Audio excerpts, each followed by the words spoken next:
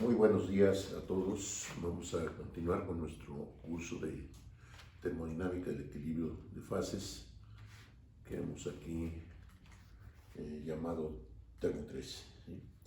El otro día, la clase anterior, estuvimos pues jugando con las ecuaciones de Clausius-Clapeyron. Hay diferentes equilibrios y ya que les tenemos ya un poquito ya estamos un poco familiarizados con ellas, vamos a avanzar un poquito. Nosotros sabemos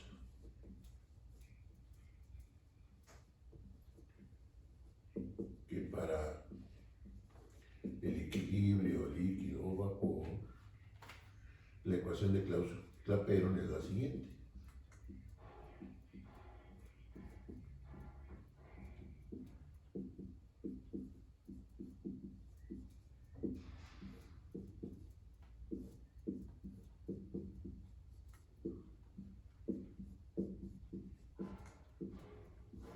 Si recuerdan, ¿no?, que varias veces dijimos a la presión de arriba le corresponde la temperatura de afuera, la presión de abajo le corresponde la temperatura más interior en la ecuación.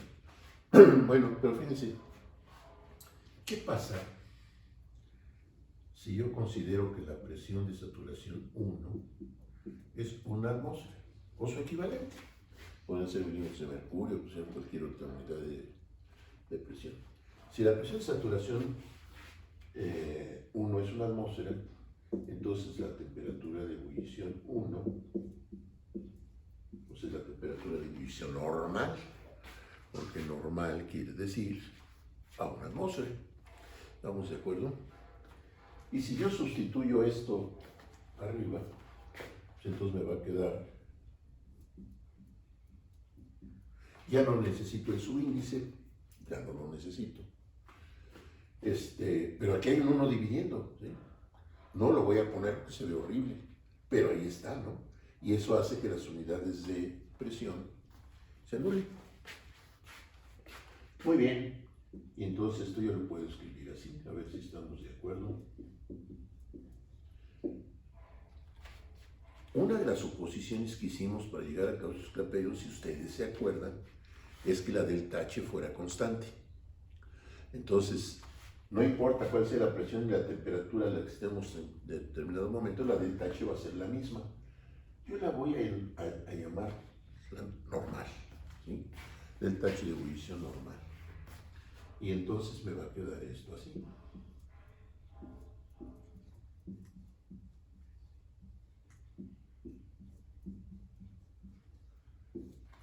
Lo mismo que para la presión, pues ya para la temperatura de ebullición 2 ya no necesito el subíndice. Entonces, nomás lo voy a escribir así.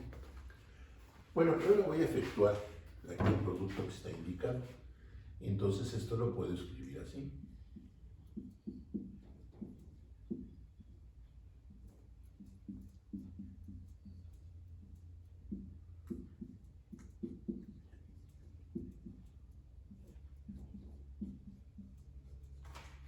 A ver si estamos de acuerdo.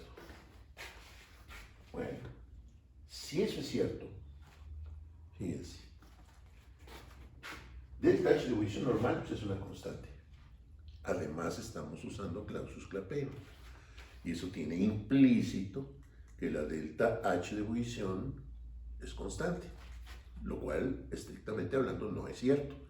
Pero usando el modelo de Clausius-Clapeyron está implícito que la delta H es constante. Bueno, entonces todo esto, delta H de ebullición es constante, R es constante, la temperatura de ebullición normal para cierta sustancia también es una constante. Y entonces, pues en el colmo de la originalidad voy a llamar a todo este conjunto A. Y acá, este conjunto lo voy a llamar B, porque también ese conjunto de variables es una constante. Y entonces, ¿qué va a pasar con mi ecuación? ¿Cómo va a quedar? Pues me va a quedar que el logaritmo natural de la presión de saturación del líquido, voy a ser reiterativo, porque estamos hablando de equilibrio líquido-vapor, va a ser entonces igual a A más B más bien menos, vamos a ponerle menos, vamos a respetar aquí el símbolo categórico. Esa forma de escribir la ecuación de Clausius-Clapeyron, porque sigue siendo Clausius-Clapeyron, se conoce como forma paramétrica, porque ya todas esas variables ya las transformé a un par de parámetros, A y B. Entonces, cuando se escribe de esa forma, se le conoce como ecuación paramétrica. Pero sigue siendo Clausius-Clapeyron, ¿no? Nada más que, si ustedes se acuerdan, para obtener Clausius-Clapeyron hicimos tres suposiciones. Una, que la delta H de ebullición era constante. Otra, que el volumen del líquido comparado con el del vapor es despreciable. Y tercera suposición que hicimos, el vapor se comporta como un gas ideal. Bueno, eso es cierto, o más o menos cierto, o se aproxima a la realidad, siempre y cuando las presiones sean bajas. Si ya las presiones son muy altas, entonces ya todo eso ya está en duda, porque si yo tengo una presión muy alta, pues el vapor va a ocupar un volumen pequeño y a lo mejor ya despreciar el volumen del líquido con el del vapor ya no es tan aceptable. A altas presiones el comportamiento del vapor no va a ser ideal, etc. Un ingeniero naval francés que se llamaba Charles Antoine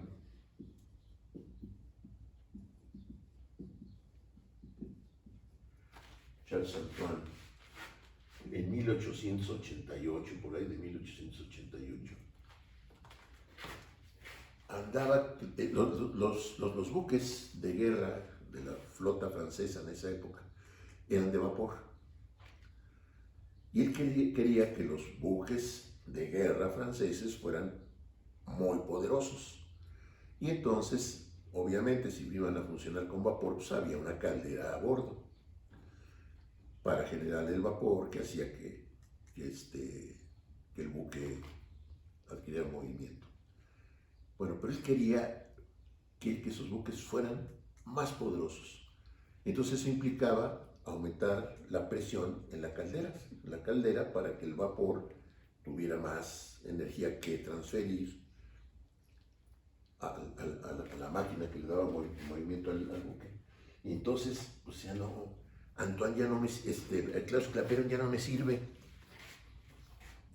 Todas las suposiciones válidas para Clausius-Clapeyron ya no funcionan a las presiones que yo quiero trabajar, a la presión que la caldera que pienso construir ya no sirve. Y entonces él genera otra ecuación.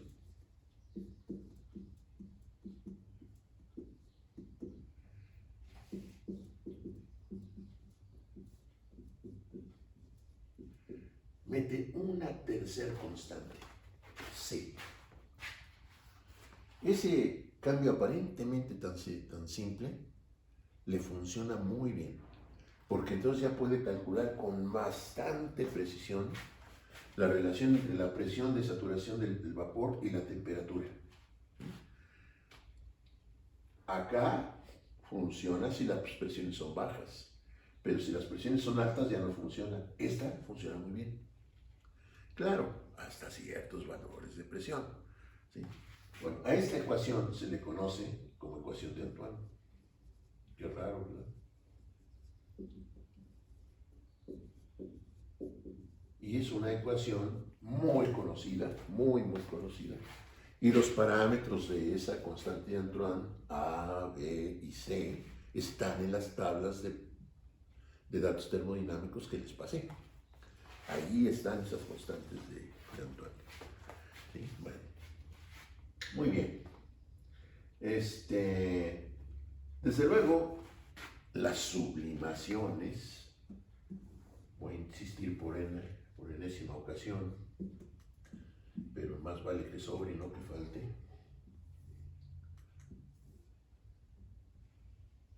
Este es el punto triple, por acá anda el punto crítico.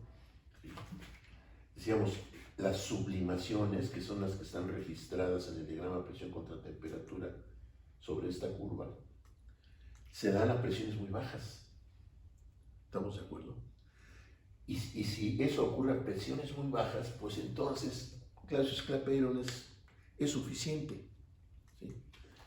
Pero ya para presiones más altas, entonces Clausius Clapeyron ya no funciona, pero entra al rescate Antoine. ¿Sí? Entonces, de hecho, esta va a ser la ecuación ahora de esta curva, y la de Clausius Clapeyron puede seguir funcionando para la sublimación sin ningún problema. ¿Estamos de acuerdo? Bueno, muy bien. Vamos a avanzar un poquito más. Vamos a regresar un momento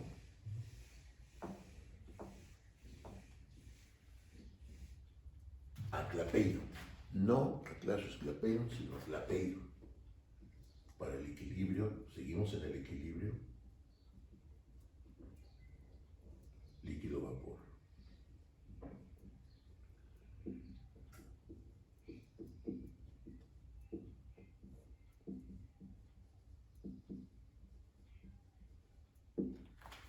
¿Recuerdan? Tenía esa forma, ¿no? La ecuación de Clapeyron, no Clausius Clapeyron. Y aquí es donde empezamos a hacer una serie de suposiciones. Voy a seguir con ellas un poquito, pero ahora voy a tomar otro camino. ¿Sí? Entonces, la delta V de ebullición, pues habíamos dicho que era el volumen del vapor menos el volumen del líquido. Si yo sigo considerando que el volumen del líquido comparado con el del vapor es despreciable, pues entonces yo podría decir que esto es igual al volumen del vapor, porque el del líquido, el volumen del líquido, es despreciable con respecto al del vapor. Entonces, suposiciones ya las hicimos. Más estoy recordando porque ahorita me voy a desviar un poquito del camino que seguimos el otro día. Y si el vapor es ideal, eso que porta como un gas ideal, entonces esto lo puedo escribir así. Esa es la ley de los gases ideales, pero aplicado al equilibrio líquido-vapor. Bueno, si eso lo sustituyo arriba, entonces me va a quedar así.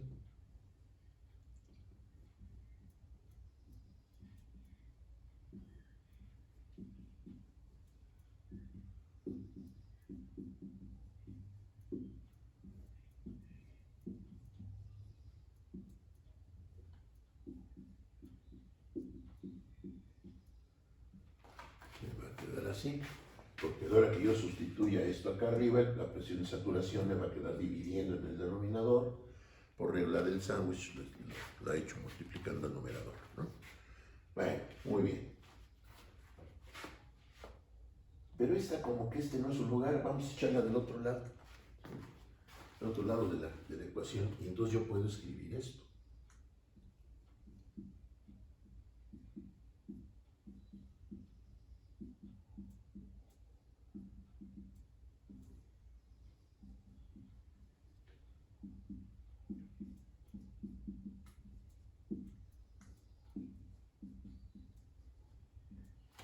¿Estamos de acuerdo? Nada más que dP sobre P es la diferencial del logaritmo natural de P. Eso lo sabemos de nuestros profundísimos conocimientos de cálculo, ¿verdad? Y entonces esto lo puedo escribir así.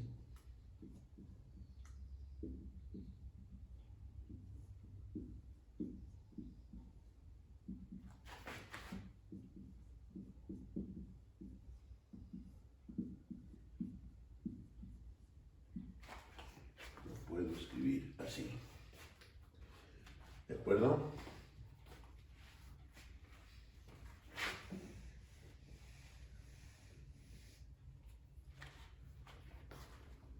Bueno, pero esta derivada, ¿de dónde la puedo sacar? Esta derivada, ¿de dónde la puedo sacar? Pues aquí está el logaritmo natural de la presión de saturación en función de la temperatura de ebullición. Antoine, ¿sí? Entonces, si yo a esta ecuación le aplico esta que acabamos de obtener, entonces, ¿qué va a pasar? Lo voy a escribir acá arriba para no borrarla. Entonces, esto me va a quedar así. A ver si estamos de acuerdo.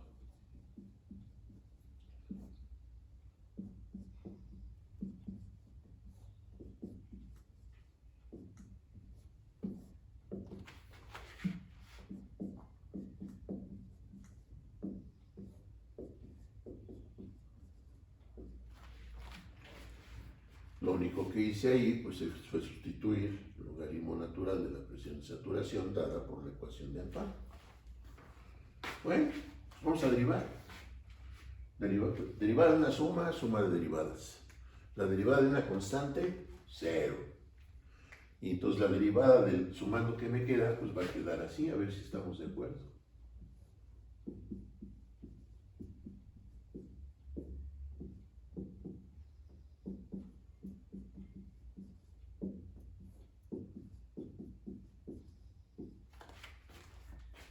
Al derivar esto, me va a quedar así. Ahora sí ya puedo borrar esto. ¿Vamos bien? Y de aquí yo puedo despejar delta H de ebullición, que me va a quedar así, a ver si estamos de acuerdo.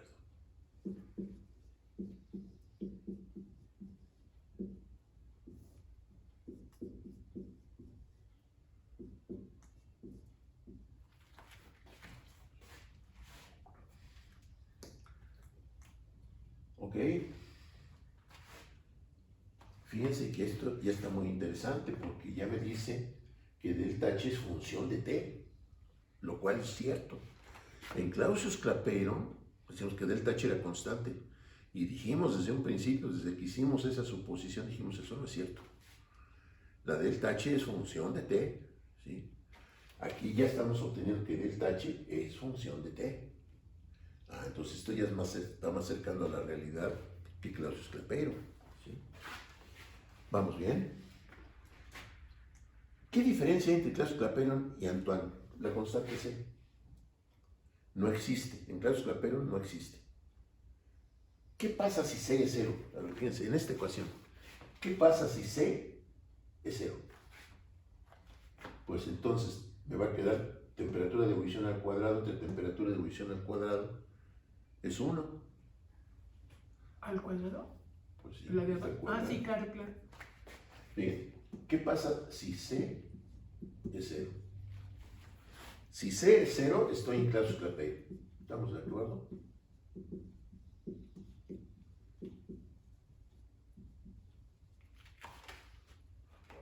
Y si C es 0, delta H de ebullición me va a quedar BR. Pues P es una constante y R es una constante, pues entonces esto me da constante. ¿No es lo que dijimos para Clausius-Clapeyron, que delta H era constante? Entonces todo esto que estamos aquí discutiendo es congruente tanto para Antoine como para Clausius-Clapeyron. Si uso Antoine, delta H está dado por este, delta H en función de T. Si uso Clausius-Clapeyron, entonces delta H es constante. Que es lo que habíamos supuesto, ¿no? ¿Estamos de acuerdo? Muy bien. Pues vamos a echarnos un problemita, ¿no? Vamos a aterrizar esto. Vamos a echarnos un problemita. Se los voy a dictar. ¿Ya están listos? ¿Ya tienen listo su cuaderno? Porque estábamos tomando apuntes. Un problemita. Han debido estar tomando sus apuntes, ¿verdad? Como habíamos quedado. Esto no basta con que estén viendo el video, ¿no? Hay que arrastrar el lápiz, ¿sí? Entonces ahí en su cuaderno vayan tomando como si estuvieran en clase, como si estuvieran en una clase presencial. Exactamente igual que si estuvieran en una clase presencial. Aquí tienen la ventaja de que si algo no entendieron, pues vuelven a pasar el video, ¿no? Es como si la clase es presencial. Oiga, ¿no se echa la clase otra vez, profe? Pues aquí es automático el asunto, ¿no? Aquí me perdí. Pues lo vuelvo a pasar, ¿no? Pero voy tomando notas de lo que estoy escuchando, ¿no? Muy bien. Problema. Para el cianuro de hidrógeno,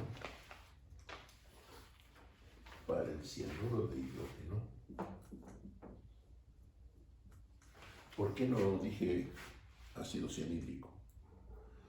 Pues porque yo solo puedo hablar de ácido si ese gas está en solución. Si está en solución acuosa, entonces ya sería ácido cianhídrico. Pero si tengo nada más la sustancia pura, pues entonces se llama cianuro de hidrógeno. Para el cianuro de hidrógeno se sabe que para el equilibrio sólido-vapor,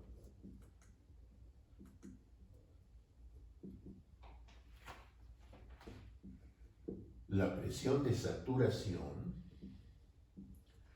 para el HCN se sabe que para el equilibrio sólido-vapor, la presión de saturación en función de la temperatura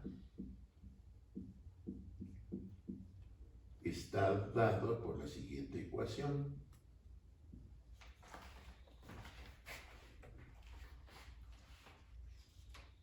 Bien, si estoy hablando de equilibrio sólido-vapor, pues entonces es la presión de saturación del sólido. Y la temperatura es de sublimación, porque en el equilibrio sólido-vapor, el fenómeno que está ocurriendo es una sublimación. Y para el equilibrio líquido-vapor, se sabe que la presión de saturación en función de la temperatura de ebullición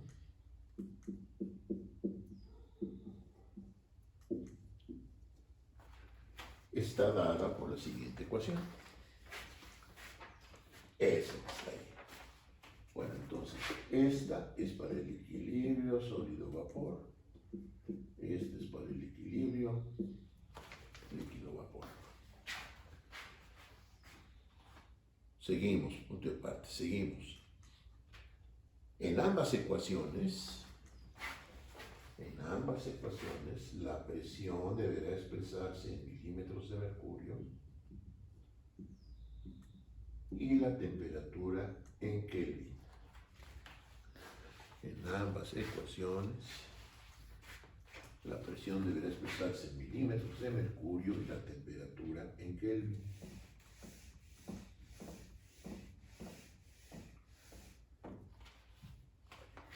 Punto y aparte. De acuerdo con lo anterior, determinar, inciso A, la presión y temperatura en el punto triple. Determinar la presión y la temperatura en el punto triple. Inciso B, la temperatura de ebullición normal, si existe, ahorita vamos a aclarar eso. La temperatura de ebullición normal si existe. Y si es el caso,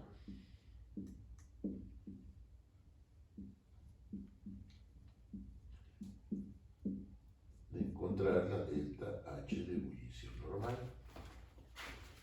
Entonces, inciso A, presión y temperatura en el punto triple. Inciso B, la temperatura de ebullición normal si existe y si es el caso, la delta H de ebullición normal.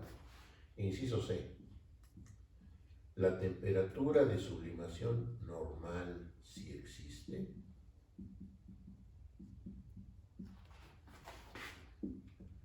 y si es el caso, entonces encontrar la delta H de sublimación normal. Y último inciso.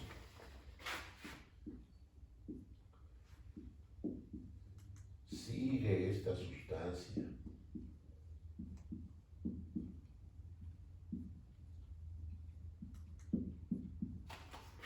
la regla de Trutón.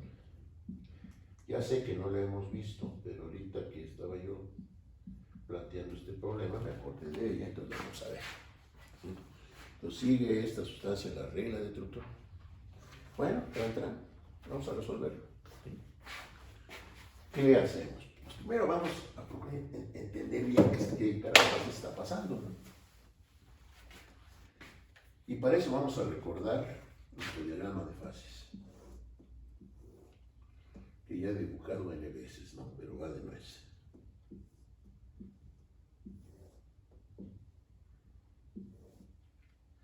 Esta es la línea de equilibrio sólido-vapor. Esta es la línea de equilibrio líquido-vapor. Aquí tenemos líquido, aquí tenemos sólido, aquí tenemos vapor. Esta es la línea de equilibrio sólido-líquido, que hemos dicho ya varias veces que es casi una vertical, ¿no? Pero que en la mayor parte de las sustancias la pendiente es positiva, y para el agua y unas cuantas más la pendiente es negativa. Bueno, muy bien. Esta primera ecuación que tenemos aquí, esta ecuación, la del equilibrio sólido-vapor, ¿es la ecuación de qué curva? Es la ecuación de esta. La de líquido-vapor es la ecuación de esta. ¿Estamos de acuerdo? Ah, pero en el punto triple, justo en el punto triple, las dos son válidas. Porque la de equilibrio sólido-vapor empieza desde presiones muy bajas hasta el punto triple. Este es el punto triple. Ahí coinciden. Exactamente. Las dos líneas coinciden ahí. Desde presiones muy bajas hasta el punto triple. Y la otra, desde el punto crítico para abajo hasta el punto triple. Pero en el punto triple, las dos son válidas.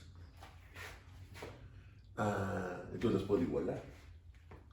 Si la presión calculada con esta va a ser igual a la presión calculada con esta en el punto triple, entonces yo puedo igualar estas ecuaciones, y entonces yo puedo decir que en el punto triple se va a cumplir esto.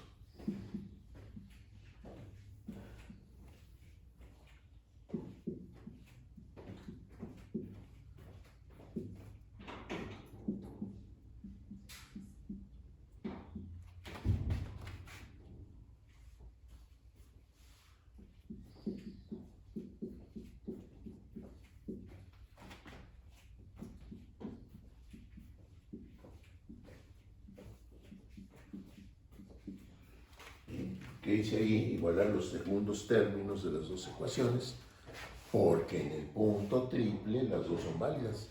Claro, yo necesito aquí poner que esto es a la temperatura del punto triple, porque solo ahí esta igualdad es válida. ¿Estamos de acuerdo? Bueno, pues ahí yo puedo despejar la temperatura del punto triple. Yo lo voy a hacer de golpe, ustedes por favor lo verifican. No, porque yo lo digo, lo dijo el maestro, ya Magister Dixit, entonces tiene que ser cierto. No. Aquí estamos en una clase de ciencia. Y en ciencia, el verbo más importante en cualquier clase de ciencia es dudar. Eso es lo que hace que la ciencia avance, dudar. Y esa es la diferencia entre ciencia y religión. En la religión es la fe, ¿no? Lo dijo Dios y ya, se acabó. ¿Sí? En ciencia es otro rollo. En ciencia, ¿es cierto lo que el Señor está diciendo? A ver, vamos a comprobarlo, ¿no? Entonces, el verbo fundamental en una clase de ciencias es dudar.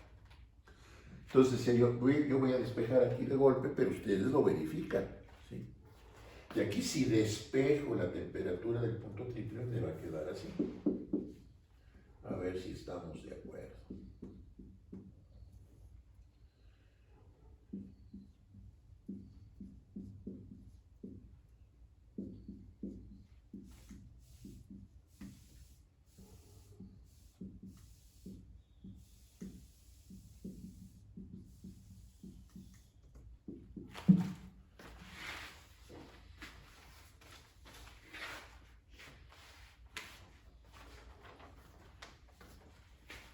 ¿Estamos de acuerdo? Y esto me da 257.9 Kelvin.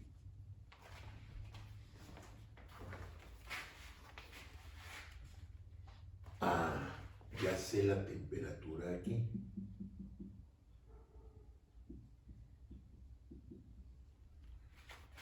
Aquí puse volumen, no es volumen, es temperatura. En Kelvin, ¿verdad? Ya sé la temperatura del punto triple. Me falta la presión. Ya tengo la mitad del inciso A.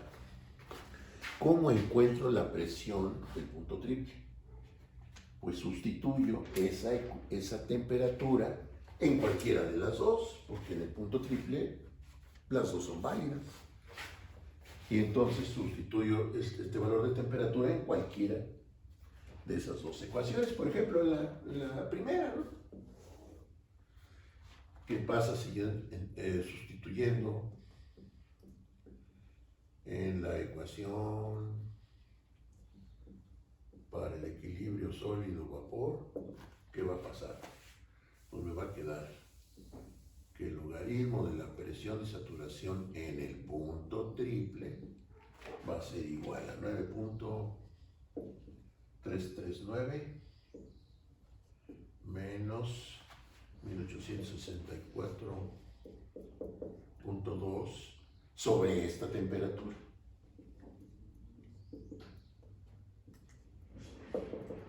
Y entonces encontramos que la presión de saturación del punto triple, esto también lo verifica por favor, es 128.7 milímetros de mercurio. ¿Sí? Ya sé la presión en el punto triple, que dijimos 128.7 milímetros de mercurio. Entonces ahí en mi diagrama yo tengo registrada la presión en milímetros de mercurio, la temperatura en Kelvin. Ya tenemos la presión y la temperatura en el punto triple. Ya estuvo el inciso A. Bueno, ahora, las siguientes dos preguntas pues eran medio capciosas, ¿no? Así de que la temperatura de ebullición normal sí existe, o la temperatura de sublimación normal sí existe. Ahí como que eso está medio misterioso, ¿no? A ver, vamos a pensar. ¿Qué quiere decir normal? Pues a una atmósfera. Y aquí en mi diagrama, ¿dónde está una atmósfera? Pues está arriba del punto triple. Porque una atmósfera son 760 milímetros de mercurio.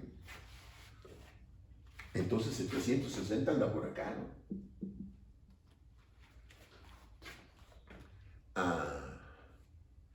¿Podré tener sublimación normal? No puedo tener sublimación normal, porque una atmósfera anda acá arriba, anda arriba del punto triple. Y las sublimaciones se dan abajo del punto triple. ¿Sí? Entonces, ¿podré tener sublimación normal? No. Entonces se tiene que poner eso. No hay sublimación normal porque... La respuesta del inciso B sería: no existe sublimación normal porque la presión normal está por encima del punto triple. O bien, o porque las sublimaciones se dan abajo del punto triple. ¿Sí? Y el punto triple está en 128.7 milímetros de mercurio. Sí queda claro por qué no puede haber sublimación normal. ¿Sí? Por eso hay que tener presente qué significan las cosas, ¿no? Si yo digo normal, desde el principio dijimos, normal quiere decir a una atmósfera. A menos que digamos otra cosa, pero entonces lo tengo que explicitar, ¿no? Yo voy a considerar como presión normal la de la Ciudad de México, pero lo tengo que decir. Si yo nomás digo normal, aquí en las islas Fiji, en China, en cualquiera de las islas de Oceanía, me van a entender que es a una atmósfera. Bueno, entonces, no puede haber sublimación normal. Pero entonces sí puede haber ebullición normal. Pues entonces vamos a encontrarla, ¿no? Entonces, la respuesta al inciso C es no existe.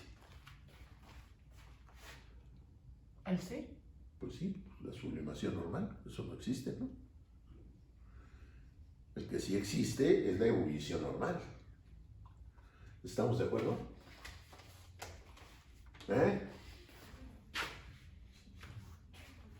¿Sí o no? Sí.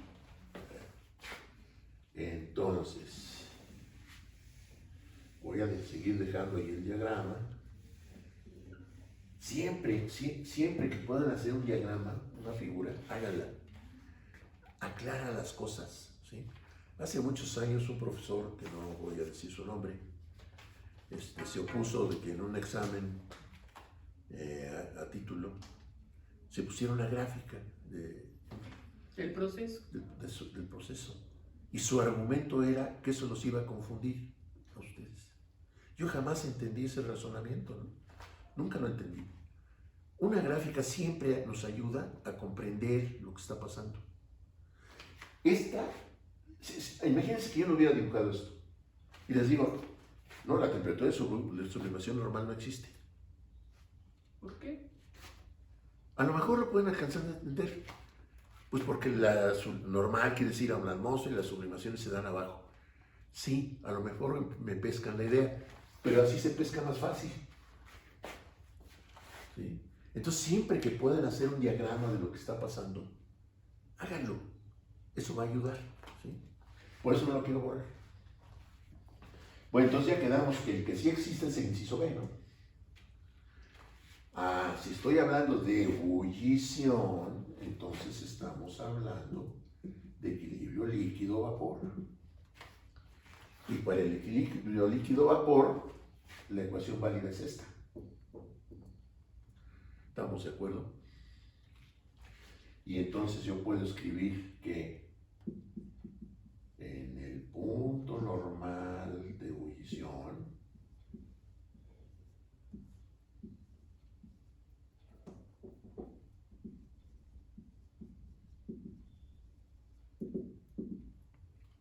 logaritmo base 10 de 760, eso es una atmósfera, ¿verdad? Esa es la presión normal, va a ser igual entonces a 7.7446 menos 1453.06 sobre la temperatura de ebullición normal,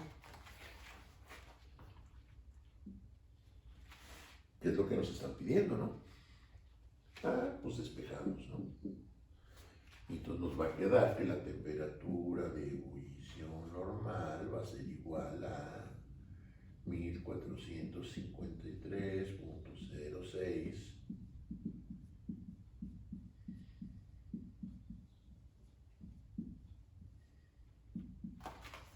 si yo despejo de ahí la temperatura de ebullición normal, me va a quedar así. Esto lo verifican, ¿sí? Yo no soy Dios, ni estoy escribiendo la Biblia, es una clase de ciencia, ¿sí? Entonces eso lo verifica. Y eso nos da, aquí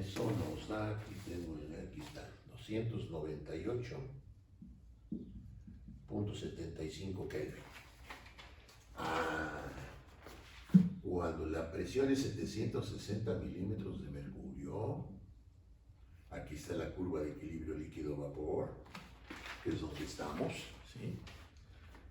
Entonces la temperatura es de 298.75 Kelvin. Y yo aquí puedo comprobar si lo que estoy haciendo tiene lógica. Pues sí, esta temperatura es más alta que esta. Sí. Sí está claro porque hay que hacer el diagrama, ¿no? Eso nos ayuda. Y en el diagrama primero poner cada ecuación que describe cada curva, ¿no? Ya lo atiborraríamos mucho, antes, ¿no? Antes. Ahí está. Ajá. Y señalamos aquí con flechas qué ecuaciones de qué curva, ¿no? Y ya estuvo, ¿no? ¿Vamos bien? Sí. Bueno, ya tenemos la temperatura de ebullición normal, que sí existe. Y dice, y si es el caso, si esa temperatura de ebullición normal existe, pues entonces hay que calcular la delta H de ebullición. Pero nosotros ya sabemos eso cómo se hace. Lo acabamos de ver hace un ratito, ¿no? Porque llegamos a que la delta H de ebullición va a ser igual a BRT de ebullición al cuadrado sobre T de ebullición al cuadrado. ¿Por qué? Porque estas son ecuaciones de tipo Clausius-Clapeyron. Aquí no hay C, Aquí no está el otro parámetro. Estas dos ecuaciones son de tipo Clausius-Clapeyron. Ah, pues entonces, esto me va a quedar así. Y temperatura de ebullición al cuadrado entre temperatura de ebullición al cuadrado, pues entonces me va a quedar B por R. ¿Quién es B? Esta. R, pues es la constante de los gases. Y entonces esto me va a quedar B 1453.06 por R. Y depende en qué unidades use R, en eso me va a resultar esto. Vamos a suponer que trabajo en calorías.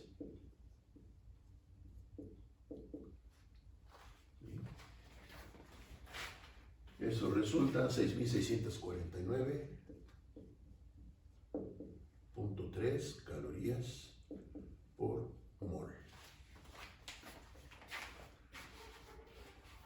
¿Estamos de acuerdo? Yo sé que ustedes vienen de básicas, de ciencias básicas, forrados de sistema internacional. Yo quiero que ustedes ya tienen, supongo, por lo menos alguna visita a planta industrial.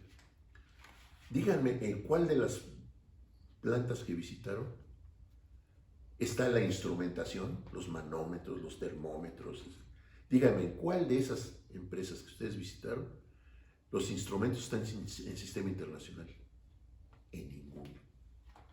En ninguna. ¿Sí? Es más, ni siquiera están en sistema métrico. Están en sistema inglés.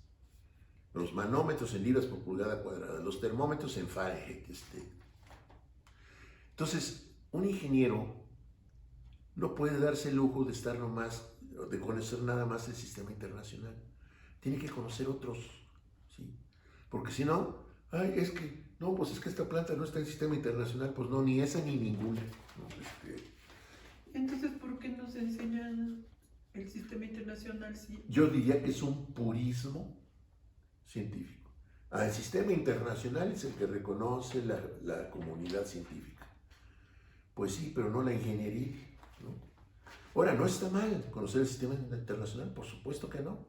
Qué bien, pero no es el único que está en operación. Hay que conocerlos. Hay que conocer los demás, ¿no? Por ejemplo, Fahrenheit. Ay, está en Fahrenheit. Y yo lo necesito acá en Kelvin. Ay, ya no puedo, me pongo a llorar. Pues no. Puedo transformar esos grados Fahrenheit a Kelvin, ¿sí? Y se acabó. Pero para eso necesito conocer los sistemas de unidades, ¿no? Entonces, abusados, ¿sí? No basta el sistema internacional, porque en la industria no se van a encontrar los instrumentos del sistema internacional, en ninguna. A lo mejor dentro de 100 años, a lo mejor, ¿sí? Y eso a lo mejor, ¿eh? Porque, por ejemplo, la unidad de presión es el pascal, ¿no? 100 kilopascales, bueno, 102 y ferias. Kilopascales es una atmósfera. Yo voy a tener mis manómetros en pascales, ¿no? Porque es el sistema internacional. Por favor, ¿no? No es práctico. No, desde ningún punto de vista. Pero bueno, después de este breviario cultural, ya tenemos entonces el inciso B resuelto. Ya tenemos todo. El C ya quedamos en que no existe. Vamos a hablar de la regla de Newton. Es una regla muy sencillita, pero muy útil.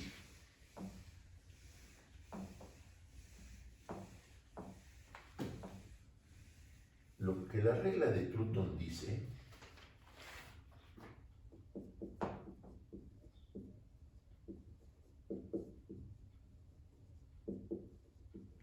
regla de Troughton, se escribe regla de Newton.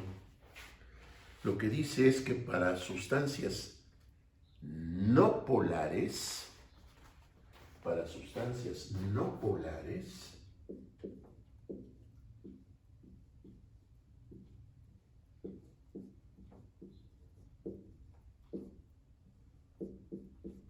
la delta S de ebullición normal es más o menos 21 calorías sustancias no polares. ¿Qué es eso? ¿Qué es una sustancia no polar? El otro día estábamos hablando de la molécula del agua, si no me equivoco, pero como puedo equivocarme, mejor lo vemos de nuevo. La estructura de la molécula del agua, decíamos, o si no decíamos, estoy diciendo, es una estructura más o menos así. El oxígeno y los hidrógenos, y no es una molécula lineal, sino que aquí hay un ángulo que son, si me acuerdo bien, como 105 grados o por ahí. Bueno, el oxígeno es muy electronegativo. ¿Qué quiere decir eso? Tiene hambre de electrones y anda buscando dónde los encuentra para completar su octete. ¿Se acuerdan que lo dijimos? Bueno, si no lo dijimos, lo estamos diciendo. La regla del octete dice que hay una tendencia natural para que la última capa de electrones de un átomo se complete con 8.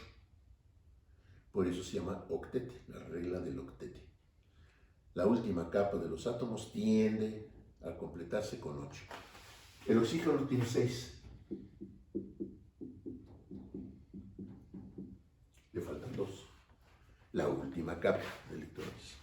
Se llama el kernel, o se le llamaba antes el kernel. Como la cáscara, podríamos decir, ¿no? El oxígeno tiene 1, nada más. Un electrón. Le falta, ¿El oxígeno, dijiste? El oxígeno tiene 6. 6. ¿Y el hidrógeno tiene 1 cada uno. Ajá, hidrógeno. Al hidrógeno le faltan 7 para completar su octete. Le faltan muchos. Al oxígeno nomás le faltan 2. Y entonces anda viendo a ver quién se descuida para robarse el electrón. Y aquí están 2 víctimas propicias, ¿no? Los átomos de hidrógeno. Estos son muy descuidados con su electrón porque les falta 7, ¿no? Y entonces el oxígeno ven para acá. Se roba los electrones de los hidrógenos y completa su octete. Aquí ya lo perdí.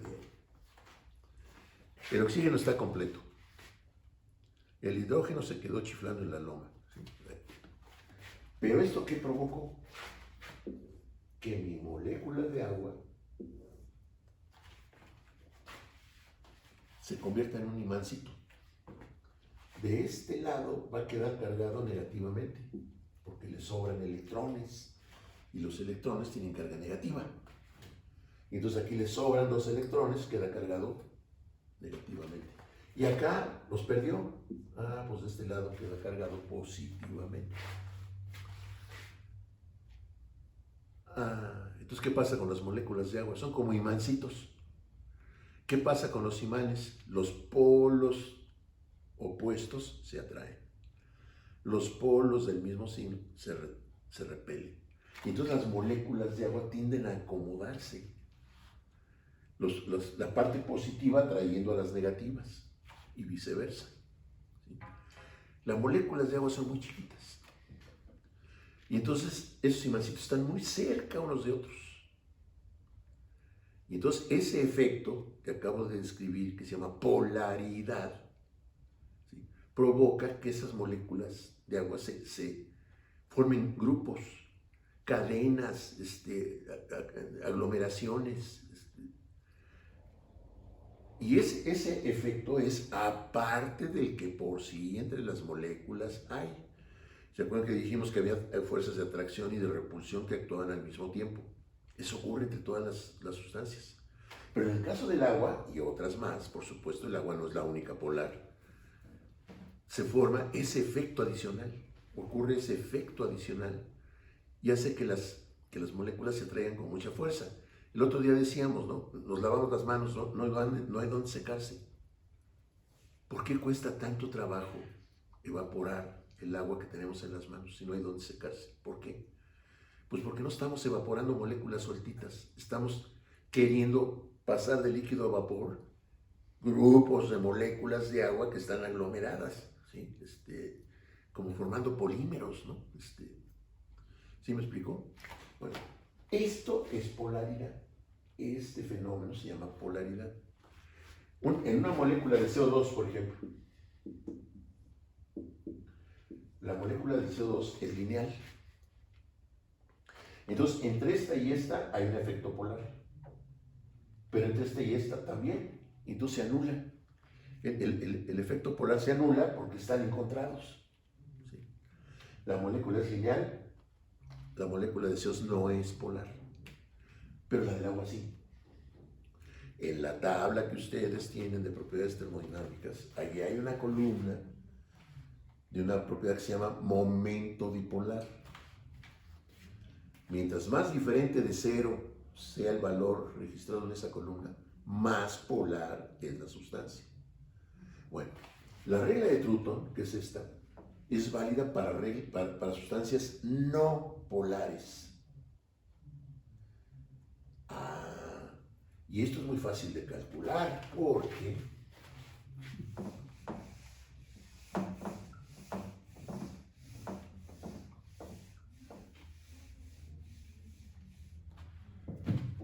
esto es igual a esto.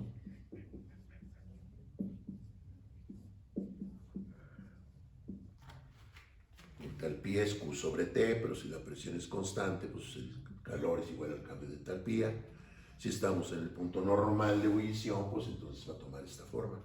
Y estas ya las tenemos. Delta H de ebullición y temperatura de ebullición ya las tenemos. Que dijimos que eran, ¿cuánto? 6.649.3. Entre la otra ya la borré, pero que si no me equivoco eran 298.75. Y eso da tanto como 22.06 calorías sobre mol Kelvin. ¿Qué moraleja sacamos? Pues que el HCN, porque todo esto que discutimos ahorita es para el cianuro de hidrógeno. La regla de Trutton dice más o menos 21. ¿Me he dado 22? Sigue la regla de Trutton. Bueno, pero ¿eso qué implica? Que el HCN, si sigue la regla de Trutton, no es polar. O su polaridad es muy pequeña. ¿Estamos de acuerdo? Pero fíjate, pero aquí hay otra cosa, otra utilidad de esta regla. Si yo sé que la sustancia no es polar, entonces yo de aquí puedo despejar del H de ebullición conociendo nada más la temperatura de ebullición normal. Por ejemplo, el agua. ¿Podría aplicar la regla de Trutton al agua? No. No, porque el agua es polar. Yo puedo aplicar la regla de Trutton solo para sustancias no polares. Bueno, pero si yo sé que una sustancia no es polar, entonces nomás con la temperatura de ebullición normal, ya sé del H de ebullición. Y eso lo puedo saber en la tabla. ¿Perdón? Puedo saberlo en la tabla, la polaridad. Sí, claro, pues ya dije, ¿no? Ahí hay una columna que es momento dipolar. Mientras más diferente de cero sea ese valor ahí registrado, más polar es la sustancia, ¿no?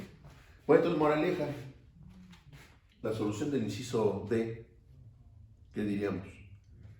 La pregunta era, ¿sigue el HCN la regla de Trutton? Sí. Sí la sigue. Pero eso no basta para completar la respuesta. Sí la sigue. ¿Y eso qué? ¿Qué me está diciendo? Aquí volvemos a lo que decía el otro día. Hacer cálculos nomás por hacer cálculos, eso no sirve de nada. El cálculo debe decirme algo. Si el HCN sigue la regla de Trutton, que sí la sigue, ¿eso qué me está diciendo? Que el cianuro de hidrógeno no es polar. Eso ya es una consecuencia de mi cálculo. ¿Sí? Y hasta allá debo llevar las cosas. No nada más hacer el cálculo, ¿no? Pues, eso no sirve de nada. ¿Estamos de acuerdo?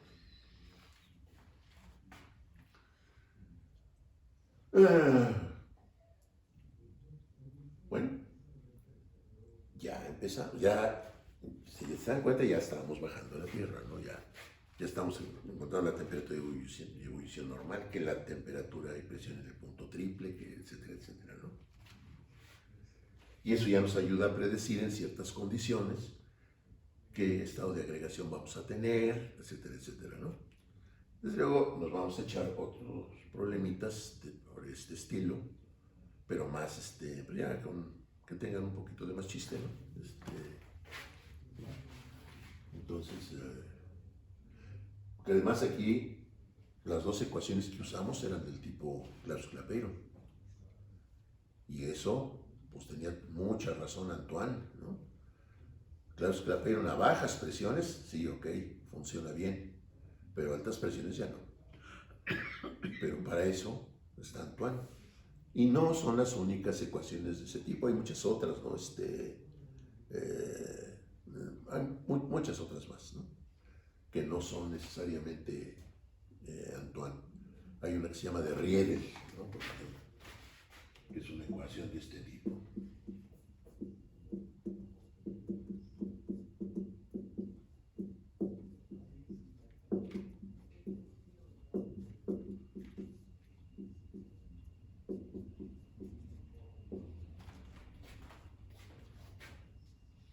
A, B, C, D, N.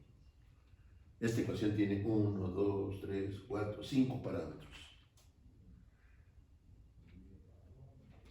Suele decirse que mientras más parámetros tenga una ecuación, más precisa es.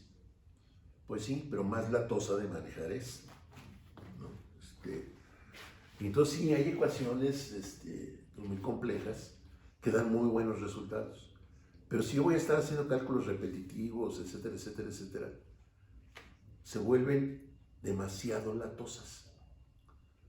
Antoine, para la mayor parte de los procesos industriales, Antoine funciona muy bien. Y es más que suficiente. Ahora me quiero poner de exquisito, pues puedo usar una ecuación de este tipo, que dijimos se llama de Riedel, ¿no? Pero para empezar, no hay muchas tablas de los parámetros de Riedel. Primera dificultad. En cambio, parámetros de Antoine hay por todos lados, ¿no? Abundan. ¿Por qué abundan? Porque se usa mucho. Porque es práctico. Claro, porque es práctico, se usa mucho. Funciona bien, etcétera, etcétera. Por eso es frecuente que uno maneje ecuaciones de Antoine. Moraleja de este rollo. Para equilibrio sólido vapor, con Clapeyron es más que suficiente. Tenemos que pensar como ingenieros. Pensamiento práctico. Entonces, para equilibrio sólido vapor, con Clapeyron. Para equilibrio líquido vapor, Antoine. Me quiero poner muy exquisito, pues, busco Riedel y que Dios me ampare a ver si encuentro los parámetros. Porque si no los voy a tener que obtener. ¿Sí? Y eso va a ser una lata, ¿no? Entonces, aquí concluiría yo el asunto, ¿no? Ahora vamos a hacer algunos ejercicios con una ecuación, aunque a lo mejor no de Riedel, pero de otro tipo, que no sea Antoine, nomás para ver cómo funciona, ¿no? Y se acabó. ¿De acuerdo? Bueno, pues ahí le dejamos por hoy. Nos vemos.